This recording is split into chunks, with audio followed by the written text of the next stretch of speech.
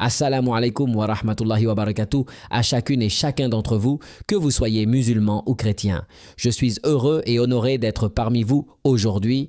Je salue chaleureusement notre cher docteur Zakir Naik. Que Dieu vous bénisse et vous accorde toujours la clarté dans vos explications. Je suis un simple père de famille, je m'appelle Idriss et je viens avec une question sincère. Une question que beaucoup de jeunes et de parents se posent aujourd'hui. Surtout lorsqu'ils entendent des discours contradictoires sur Dieu. Certains disent que Dieu existe, d'autres affirment que Dieu n'existe pas.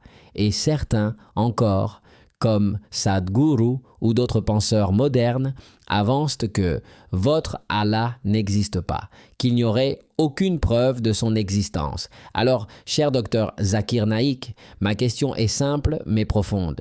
Dieu existe-t-il vraiment ? Et que répondre à ceux qui affirment que votre Allah n'existe pas? Voici la preuve. Wa alayka assalam wa rahmatullahi wa barakatuh, cher frère Idriss. Et que la paix, la miséricorde et les bénédictions d'Allah soient sur toutes les personnes présentes ici aujourd'hui, qu'elles soient musulmanes, chrétiennes, ou même de toute autre tradition religieuse ou philosophique. Merci pour cette question. Car elle est en vérité une question fondamentale, une question qui traverse l'histoire humaine, une question posée par les prophètes, les philosophes, les savants, les sceptiques, les rois, les enfants et les penseurs de toutes les époques.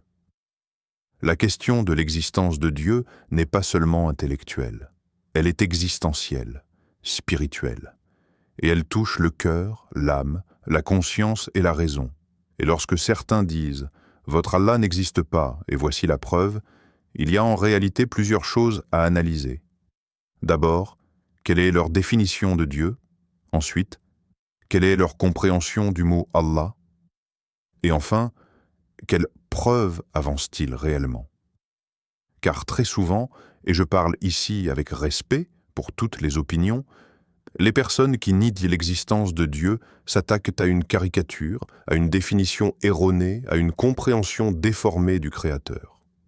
Permettez-moi d'expliquer cela en détail, point par point, en m'appuyant, comme vous l'avez demandé, sur le Coran, sur les hadiths, mais aussi sur la logique, la raison et la réflexion universelle accessible à tous.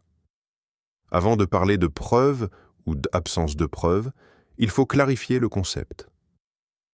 Le mot Allah ne signifie pas le Dieu des musulmans. Il signifie le Dieu unique, le créateur de toutes choses dans la langue arabe. Même les chrétiens arabophones disent Allah lorsqu'ils prient. La Bible arabe dit Allah. Jésus, en araméen, utilisait une forme très proche, Ela, Eloi, Elohim. Allah n'est pas un être local, un dieu tribal, ou un concept créé par une religion. Le Coran dit « Il n'y a rien qui lui ressemble ». Sourate Ash-Shura 42-11.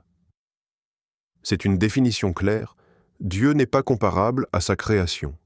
Il n'est pas limité, pas visible, pas matériel, pas soumis au temps ou à l'espace. Et quelqu'un qui nie cette définition ne nie en réalité pas Allah. Il nie une idole, une image mentale, une conception erronée. Le Coran proclame, dit, il est Allah, unique. Allah, le seul à être imploré pour tout. Il n'a jamais engendré et n'a pas été engendré. Et nul n'est égal à lui. Sourate Al-Ikhlas 112, versets 1 à 4. Cette sourate, considérée comme un tiers du Coran, définit Dieu avec une précision inégalée. Beaucoup de philosophes athées disent « Nous nions l'existence d'un vieil homme barbu dans le ciel ». Nous aussi, nous nions cela. Cela n'est pas Allah. Celui qui nie une fausse définition de Dieu n'a pas réfuté la vraie définition. L'une des affirmations courantes est « Je ne vois pas Dieu, donc il n'existe pas ». Mais l'invisible n'est pas inexistant. Nous ne voyons pas les ondes radio, les électrons, la gravité, l'oxygène. Pourtant, quiconque dit qu'il n'existe pas serait considéré comme ignorant. Le Coran nous pousse à réfléchir. Ont-ils été créés à partir de rien, ou sont-ils eux-mêmes les créateurs? Sourate At-Tur 52-35. C'est un verset extrêmement puissant. Il propose 3 possibilités concernant l'origine de l'univers et de l'humanité. Nous venons du néant absolu, impossible. Nous nous sommes créés nous-mêmes, impossible. Nous avons été créés par quelqu'un, nécessairement. Encore une fois, le néant ne produit rien. C'est l'un des axiomes les plus fondamentaux en philosophie, en sciences, en mathématiques. Le Coran invite l'homme à observer, dans la création des cieux et de la terre, et dans l'alternance de la nuit et du jour, il y a des signes pour ceux qui raisonnent. Sourate Al-Imran 390. Tout dans l'univers obéit à des lois uniformes et précises, la gravité, les constantes cosmologiques, la vitesse de la lumière, les forces nucléaires, la structure des galaxies, la complexité des cellules vivantes. Tout cet ordre, cet équilibre, cette précision ne peut pas être le fruit du hasard. Le prophète a dit « Réfléchissez sur la création, mais ne réfléchissez pas sur l'essence d'Allah. » Hadith authentique. Pourquoi ? Parce que ce sont les signes qui mènent à Dieu, pas l'essence inaccessible à la raison humaine. Avec respect, beaucoup d'orateurs contemporains mélangent spiritualité, psychologie et philosophie, mais ils ne répondent pas à la question fondamentale. Pourquoi y a-t-il quelque chose plutôt que rien ? Certains disent « Dieu n'existe pas car la souffrance existe ». Mais la souffrance ne prouve pas l'absence de Dieu, elle prouve l'existence de l'épreuve. Le Coran dit « Pensiez-vous entrer au paradis sans que vous ne soyez éprouvés » Sourate Al-Baqarah 214. D'autres disent « L'univers n'a pas besoin d'un créateur. » Mais rien ne se crée sans cause. D'autres disent « Dieu est en vous, donc pas besoin du Dieu extérieur. » Mais Allah dit « Nous sommes plus près de lui que sa veine jugulaire. » Sourate Kahf 50-16. La proximité de Dieu ne nie pas son existence, elle la confirme. D'autres disent « Vous dites qu'Allah est invisible, donc c'est une invention. » Mais l'invisible n'est pas imaginaire. Le Coran dit « Ceux qui croient en l'invisible. » Sourate Al-Baqarah 2-3. Croire en l'invisible n'est pas croire sans preuve. C'est croire sans vue directe, mais avec des preuves logiques, rationnelles, spirituelles et révélées. Le Coran n'est pas seulement un livre religieux, il est un miracle permanent. Allah dit « Si vous avez un doute sur ce que nous avons révélé à notre serviteur, apportez donc une sourate semblable. » Sourate Al-Baqarah 2-23. Depuis 14 siècles, aucune imitation, aucune falsification, aucune contradiction interne, aucune erreur scientifique, historique ou linguistique confirmée. Le Coran contient des descriptions des phases embryonnaires, l'expansion de l'univers, la séparation des mers, la formation des montagnes, les cycles hydrologiques, toutes découvertes bien après sa révélation. Quand quelqu'un dit « Votre Allah n'existe pas », la première question à lui poser est « Quelle est votre définition d'Allah ?» Car s'il pense que Dieu est un être physique, limité, créé, visible, soumis à l'espace, semblable aux créatures, alors nous sommes d'accord avec lui pour dire que cet être-là n'existe pas. Le prophète a dit « Allah était et rien n'était avec lui. » Hadith Sahih Muslim. Allah est éternel, nécessaire, non créé. L'athée nie souvent une caricature de Dieu, pas le vrai Dieu du Coran. Aucune civilisation dans l'histoire n'a été sans croyance. Même les sociétés modernes qui prétendent être athées ont inventé d'autres dieux, la science sans conscience, l'argent, la célébrité, la politique, le plaisir. Pourquoi ? Parce que l'âme humaine est faite pour adorer. Allah dit « J'ai créé les djinns et les hommes uniquement pour qu'ils m'adorent. » Sourate Ad-Dariyat 51-56. L'homme peut nier Dieu en parole, mais en réalité, il cherche toujours un absolu. Oui, Dieu existe de manière universelle, rationnelle, évidente, incontournable. Et ceux qui disent Allah n'existe pas, n'ont jamais réfuté le vrai concept coranique de Dieu. Le Coran dit « Est-ce que celui qui crée est comparable à celui qui ne crée rien ?»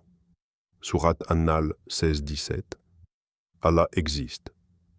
Il est unique. Il est le Créateur. Il est le premier sans début et le dernier sans fin. Il n'a besoin de rien et tout a besoin de lui. Les preuves de son existence sont partout, dans l'univers, dans le cœur, dans la raison, dans le miracle du Coran, dans l'ordre de la création, dans la conscience humaine. Cher frère Idriss, chère audience, si vous observez réellement, si vous réfléchissez sincèrement, vous ne pourrez qu'arriver à cette conclusion. Allah existe et il n'est comparable à rien. Et avant de conclure cette première partie, je voudrais dire à tous ceux qui regardent cette vidéo, musulmans ou non, que si cette discussion vous a apporté ne serait-ce qu'un éclairage, une réflexion, un début de réponse, alors je vous invite à soutenir ce travail.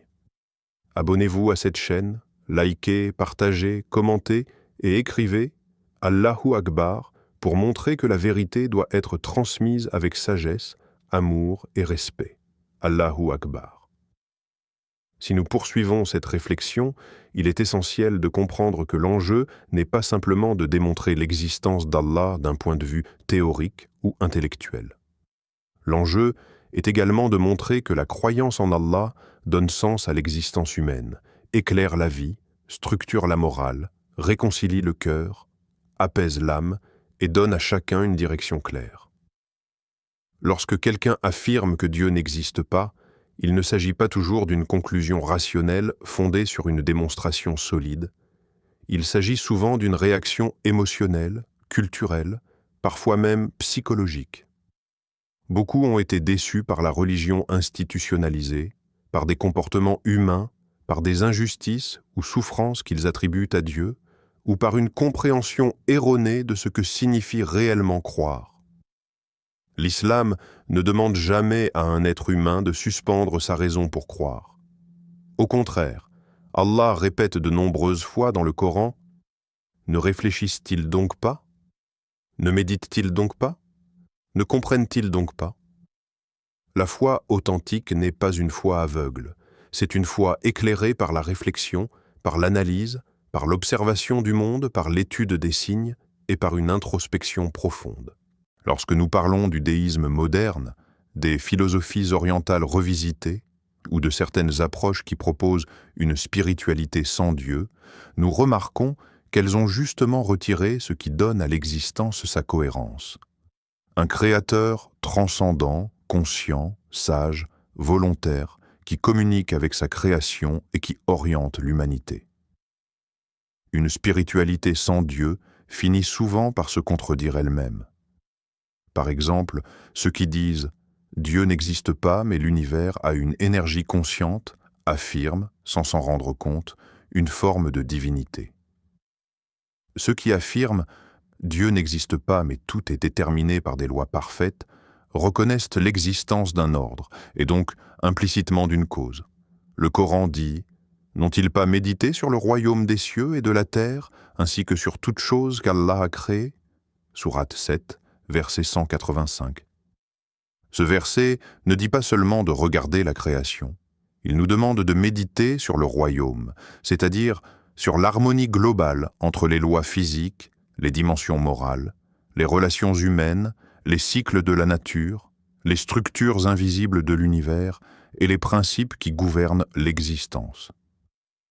La question « Dieu existe-t-il » n'est donc pas seulement une question d'affirmation ou de négation, elle est une invitation à entrer dans cette cohérence globale.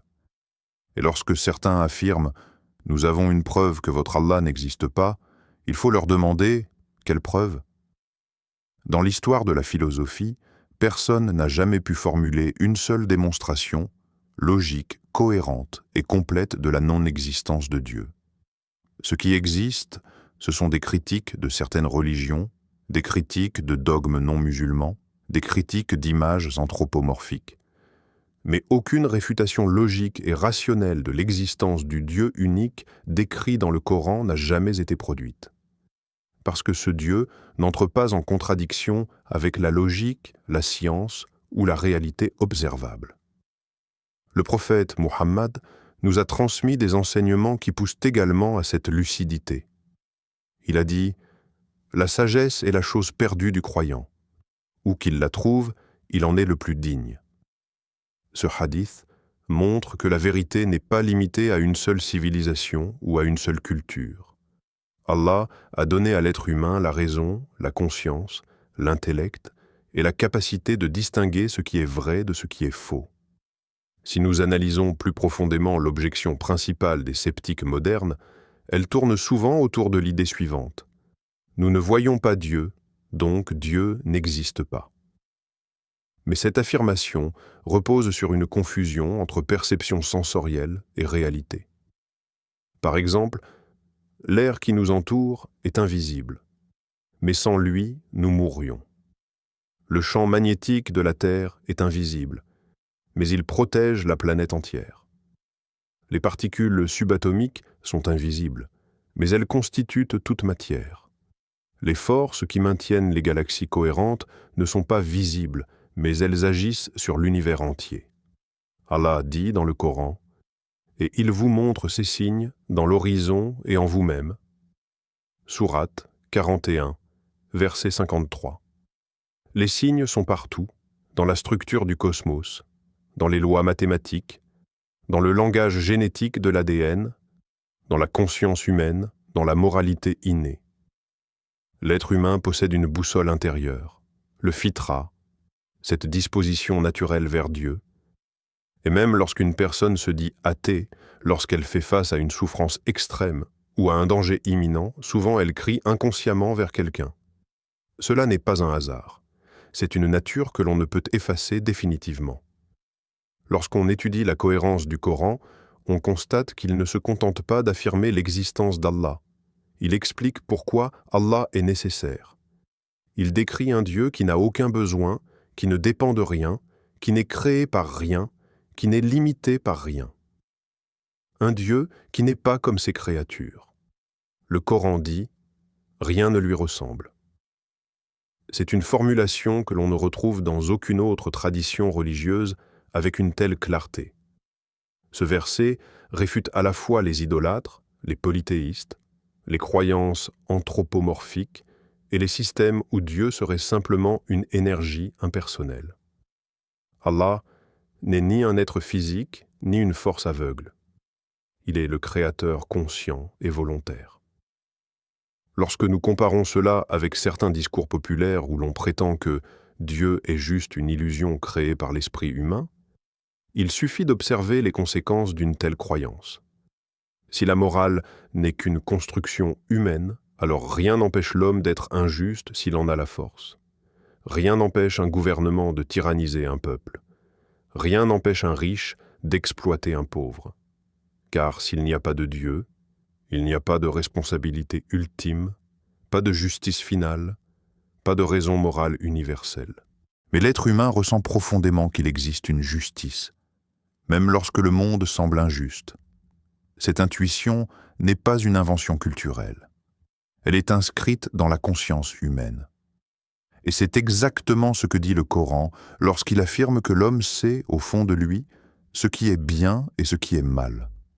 Allah dit « Et l'âme, et celui qui l'a façonné en lui inspirant sa perversité et sa piété. » Sourate 91, versets 7 à 8. Cela signifie que la capacité morale est inscrite dans la nature humaine par Allah. Si Dieu n'existait pas, cette conscience universelle n'aurait aucun fondement solide. La survie de l'espèce n'explique pas l'existence de cette moralité profonde. Aider un étranger qui n'est pas de notre famille, risquer sa vie pour sauver un inconnu, lutter pour la justice même lorsqu'on ne reçoit rien en retour. Ces comportements ne sont pas justifiés uniquement par l'évolution biologique.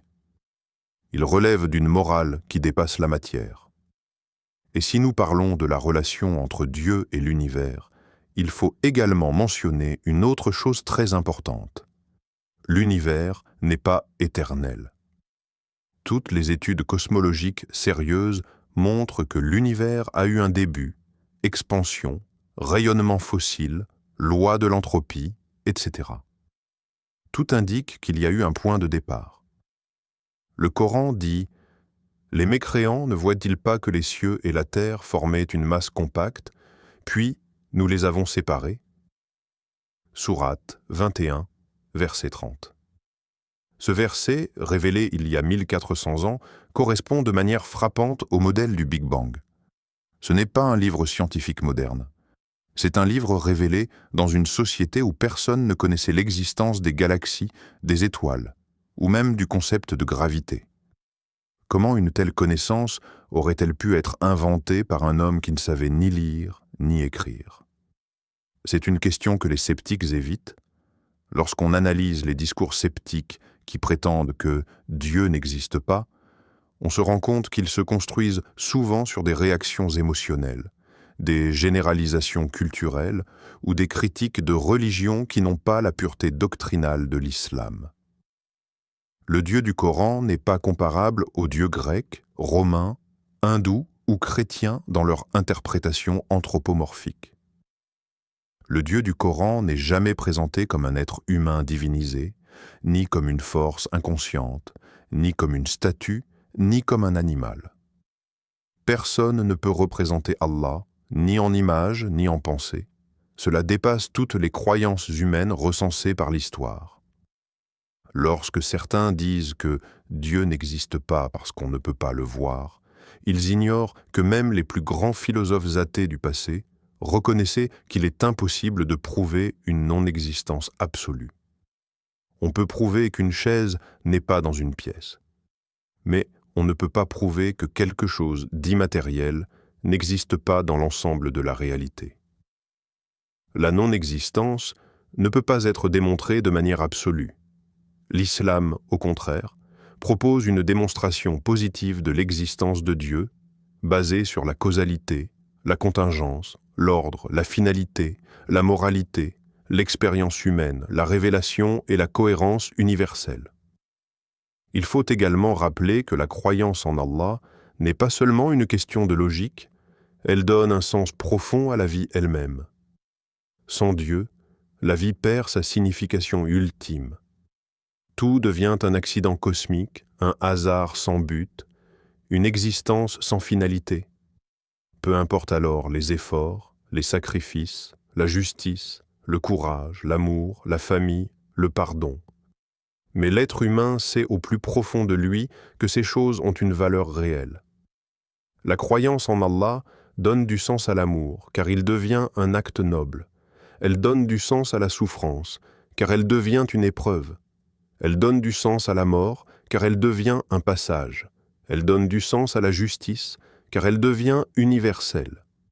Elle donne du sens au pardon, car il devient libérateur. Elle donne du sens à l'existence, car elle devient une mission. Lorsque quelqu'un dit « Votre Allah n'existe pas », je lui réponds « Le Dieu que vous niez n'est pas celui que je défends. Si vous parlez d'un Dieu limité, d'un Dieu injuste, d'un Dieu qui ressemble à l'homme, d'un Dieu prisonnier de ses émotions humaines, alors je suis d'accord avec vous, ce Dieu n'existe pas. Mais si vous parlez du Dieu décrit dans le Coran, alors toute la réalité scientifique, philosophique et existentielle pointe vers lui. Le Coran dit « Allah est la lumière des cieux et de la terre ». Sourate 24, verset 35. Cette lumière n'est pas une lumière physique. C'est la lumière de la vérité, de la guidance, de la révélation. C'est cette lumière que l'être humain cherche, parfois sans le savoir.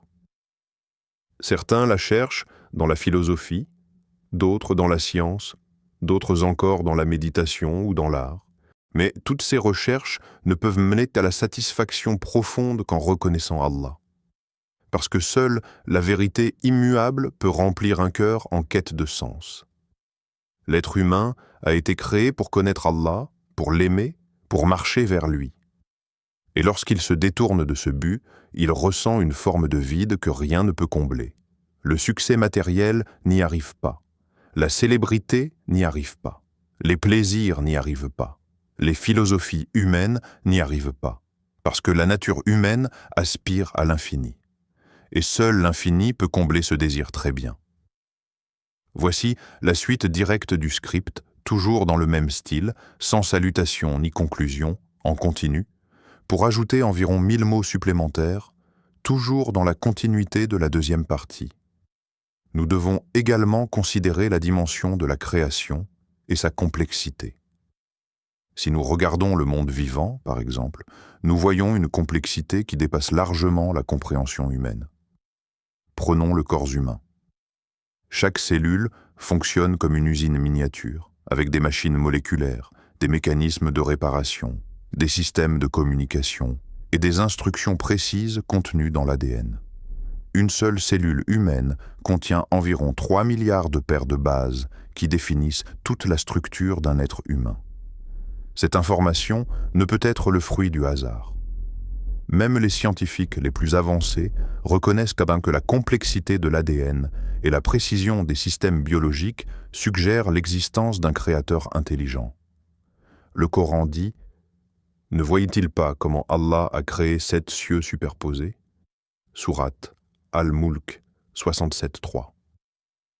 7 cieux ne sont pas un chiffre symbolique ici. Le Coran attire notre attention sur la structure ordonnée de l'univers, où chaque élément est parfaitement en place.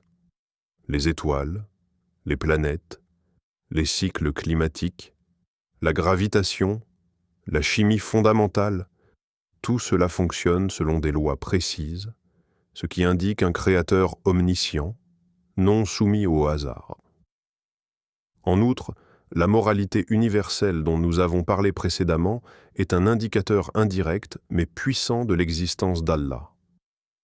L'homme ne peut pas, par son simple libre arbitre, inventer une norme morale absolue qui transcende les cultures et les époques. Par exemple, le principe selon lequel il est mauvais de tuer des innocents, de trahir ou de mentir de manière injuste est présent dans toutes les sociétés humaines, même celles qui ne connaissent pas l'islam. Cela montre que l'humanité possède une disposition innée pour distinguer le bien du mal, disposition qui provient de l'âme créée par Allah. Le Coran dit « N'avons-nous pas doté l'homme d'une perception » Sourate Al-Alaq 96.2. Cette perception morale innée fait partie de la preuve de l'existence de Dieu. Sans cette perception, les sociétés ne pourraient pas maintenir un minimum de justice, même temporairement. Les lois, la culture et l'éducation ne sont que des instruments qui développent cette conscience, mais elle existe en soi. Nous devons également parler de la contingence et de la causalité. Tout ce qui existe dans l'univers a une cause. L'univers lui-même a commencé à exister. Il est donc contingent, dépendant de quelque chose d'autre. Or, quelque chose de contingent ne peut pas exister par lui-même. Il doit dépendre d'un être nécessaire, d'un créateur qui n'est pas contingent, qui n'a ni commencement ni fin. Le Coran dit « Allah, le créateur de tout, celui qui a la clé de l'invisible, car personne ne connaît l'invisible excepté lui. » Sourate Al-An'am 6, 59. Les sceptiques modernes refusent souvent la notion de cause première parce qu'elle dépasse leur expérience immédiate. Mais la raison humaine reconnaît naturellement qu'un effet ne peut surgir de rien. Même en science, nous acceptons les lois de causalité. Une réaction chimique n'a pas lieu spontanément dans le vide absolu. Un mouvement ne se produit pas sans force. L'univers lui-même, selon le consensus scientifique actuel, a eu un commencement. Et ce commencement nécessite une cause nécessaire, Allah. Un autre aspect que beaucoup de sceptiques ignorent est la finalité et l'harmonie dans la création. Chaque créature, chaque phénomène naturel, chaque loi physique, chaque écosystème fonctionne avec un objectif apparent. Les poissons ont des branchies pour respirer sous l'eau, les oiseaux ont des ailes pour voler, le système solaire maintient un équilibre parfait qui permet la vie sur Terre. Tout cela n'est pas aléatoire. L'athée peut parler de sélection naturelle, mais la sélection naturelle explique comment une forme préexistante peut changer progressivement. Elle n'explique pas pourquoi les lois de la nature existent, pourquoi les conditions de vie sont si parfaitement adaptées, ni pourquoi quelque chose existe plutôt que rien. Le Coran dit « Et dans vos propres êtres, ne voyez-vous donc pas » Sourate Ad-Dariyat 51-21.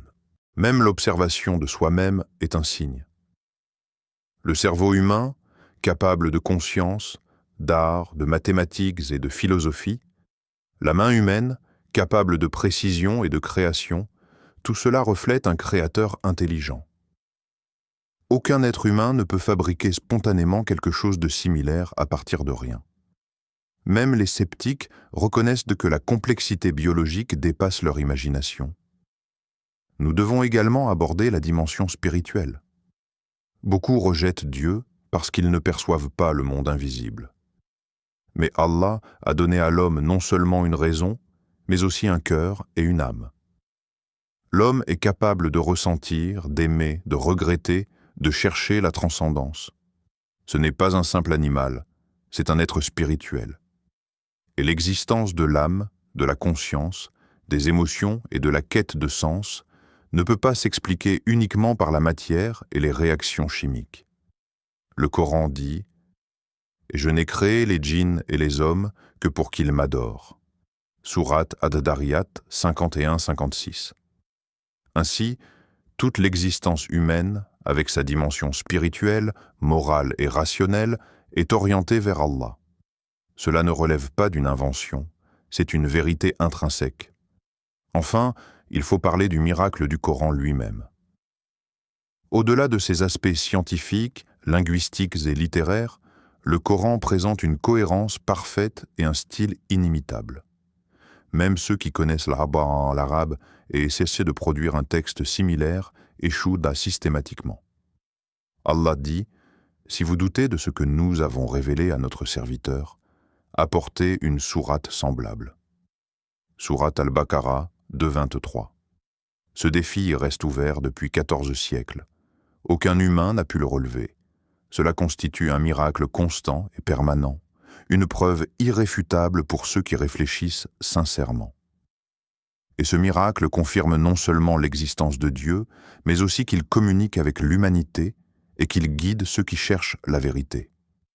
Même les critiques modernes admettent, parfois malgré eux, que l'univers et la vie présentent un ordre, une complexité et une beauté qui dépassent toute explication naturelle.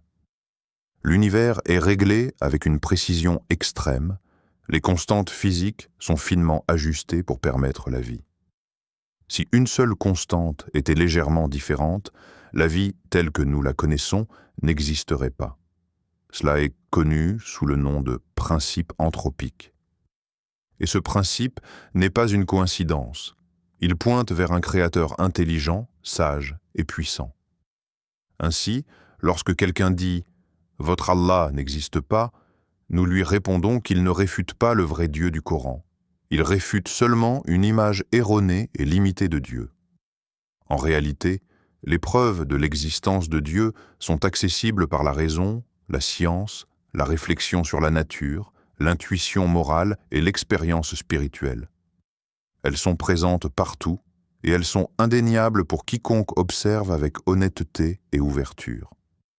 Et si nous continuons à examiner la vie humaine, nous voyons encore plus de preuves de l'existence d'Allah dans les phénomènes sociaux et psychologiques. La justice, la compassion, le pardon, l'amour parental, le sacrifice pour autrui, tous ces aspects de la vie humaine reflètent une vérité morale universelle, inscrite dans le cœur des hommes. Même ceux qui nient Dieu reconnaissent instinctivement ces valeurs. Cela montre que la dimension divine et morale existe indépendamment de la volonté humaine. Cher professeur Dr Zakir Naik, je vous remercie profondément pour toutes vos explications, pour votre patience et pour la clarté avec laquelle vous avez répondu à ma question.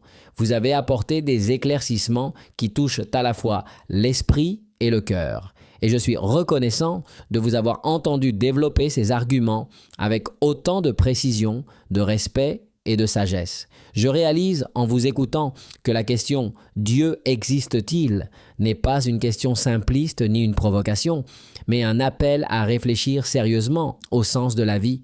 Vous avez montré que l'islam n'a pas peur de la rationalité, qu'il n'a pas peur de la science, qu'il n'a pas peur de la logique, et qu'il propose même une cohérence que beaucoup d'autres courants philosophiques ne possèdent pas. Je suis touché par votre façon de parler d'Allah avec évidence, avec amour, avec certitude, mais surtout avec intelligence. Beaucoup de jeunes, comme moi, entendent des discours qui remettent en question la religion. Certains disent que Dieu n'existe pas, d'autres affirment que la science expliquerait tout, d'autres encore inventent de nouvelles doctrines qui confondent spiritualité et illusion. Mais ce que vous avez présenté aujourd'hui, c'est une vision qui relie le cœur et la raison. Une vision qui n'insulte jamais l'intelligence humaine, mais qui l'élève.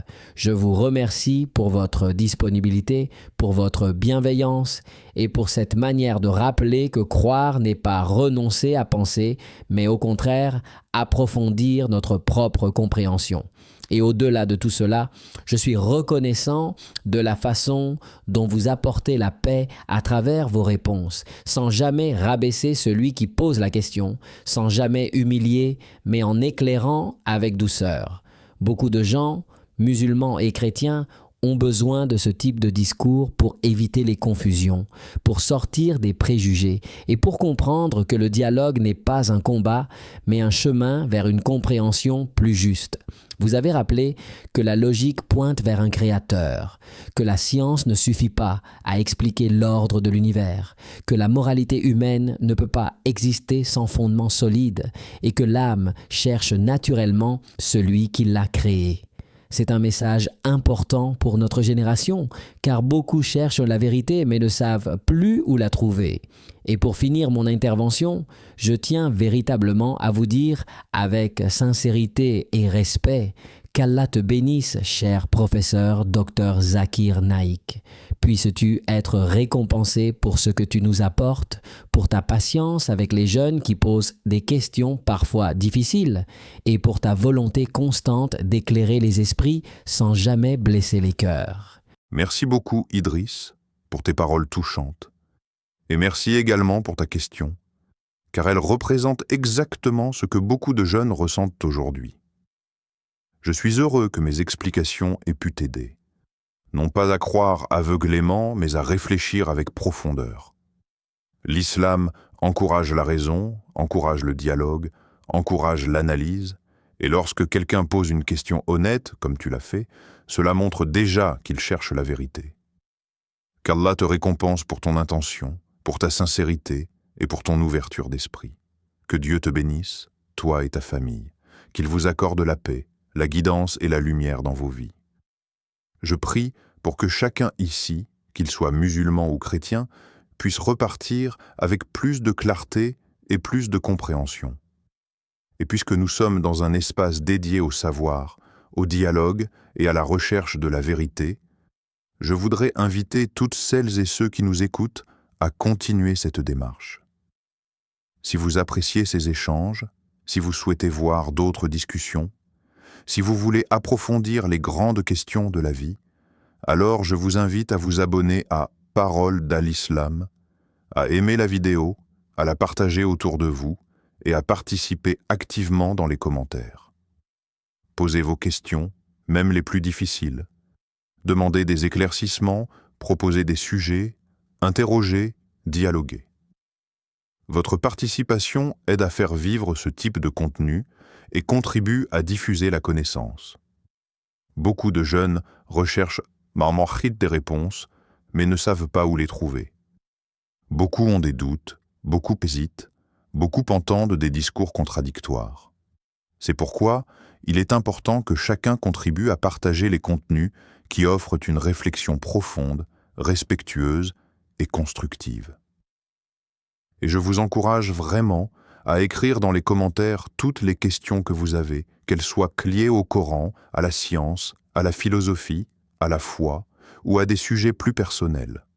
Rien n'est inutile lorsqu'il s'agit de comprendre la vérité. Les commentaires sont un espace précieux pour cela. Je remercie encore Idriss pour sa question et je remercie toutes les personnes présentes, musulmans et chrétiens, pour leur esprit d'écoute et d'ouverture.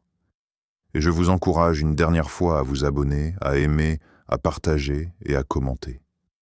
Que Dieu vous guide, vous protège, vous éclaire, et fasse de chacun de nous un chercheur sincère de la vérité. Qu'Allah vous bénisse tous.